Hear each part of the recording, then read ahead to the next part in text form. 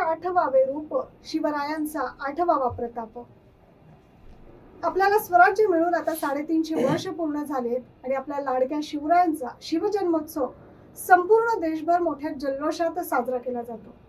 मात्र नाशिकमध्ये सगळ्यांना उत्सुकता असते ती पंचवटी शिवजन्मोत्सवाची.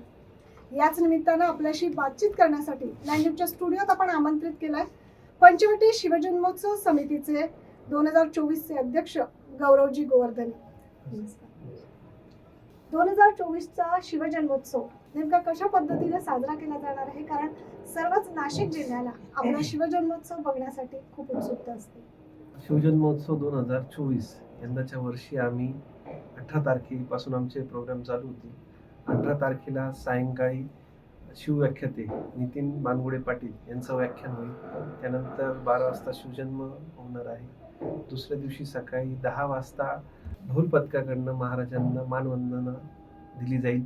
त्यानंतर आमचा ब्लड कॅम्प चालू होईल. आरती सकाळी 10ला होईल आणि संध्याकाळी 7ला होईल.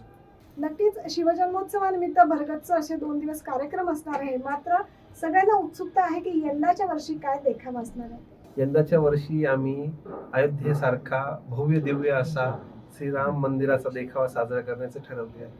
नक्कीच नाशिककर हा देखावा बघण्यासाठी उत्सुक असतील आणि दरवर्षीप्रमाणे येतील देखील. मात्र 9 न्यूजच्या माध्यमातून आपण नागरिकांसाठी एक चांगला संदेश किंवा आवाहन पोहोचवत असतो. तर आपल्या मंडळाच्या वतीनं काय आवाहन करणार? आमच्या समितीच्या वतीने मी सगळ्यांना आवाहन करेन की यंदाचा शिवजन्मोत्सव हा उत्साहात आणि कुठल्याही प्रकारचा धागडधिंगा न करता महाराजांचा मान ठेवून साजरा करावा.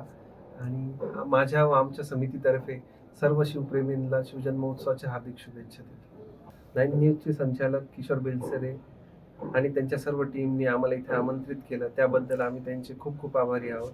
9 न्यूजला आम्ही शुभेच्छा देतो. त्यांचं चॅनल अजून उत्तम प्रगती करत राहू.